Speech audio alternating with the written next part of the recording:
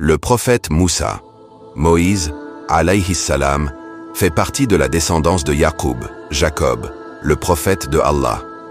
Yaqub, Jacob, s'appelle aussi Israël, Israël. Il est musulman, comme le sont tous les prophètes. Il avait 12 enfants qui ont donné naissance aux 12 tribus des fils de Israël. Parmi le peuple des fils de Israël, il y avait des musulmans et des non-musulmans. Le prophète Moussa est né en Égypte, où il a vécu un certain temps avant d'en sortir pour la quitter. L'Égypte était à son époque gouvernée par Pharaon, qui était un non-croyant. Le prophète Moussa et son frère Haroun reçurent la révélation. Ils étaient prophètes messagers. Par la suite, Allah les a envoyés auprès de Pharaon pour l'appeler à l'islam. Pharaon disait aux gens « Je suis votre Seigneur suprême ».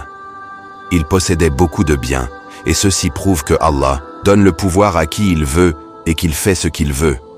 Pharaon avait auprès de lui une assemblée de magiciens. Il leur demanda d'affronter le prophète Moussa, le prophète de Allah. Ces magiciens défièrent le prophète Moussa en jetant des cordes qu'ils avaient avec eux, qui donnèrent l'illusion à une partie de l'assistance d'être des serpents. C'est alors que le prophète Moussa jeta son bâton qui se transforma par la puissance d'Allah Ta'ala en un véritable serpent vivant, de grande taille, qui dévora leurs cordes.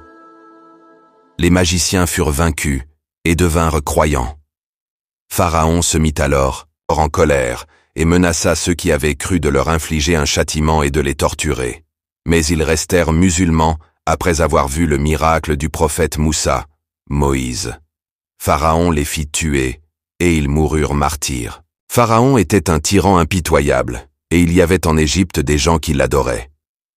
Allah a envoyé le prophète Moussa et Haroun. Ils sont au nombre des prophètes.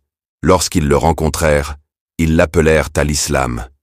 Mais il ne crut pas en eux, et ce, malgré les miracles qu'il avait vus.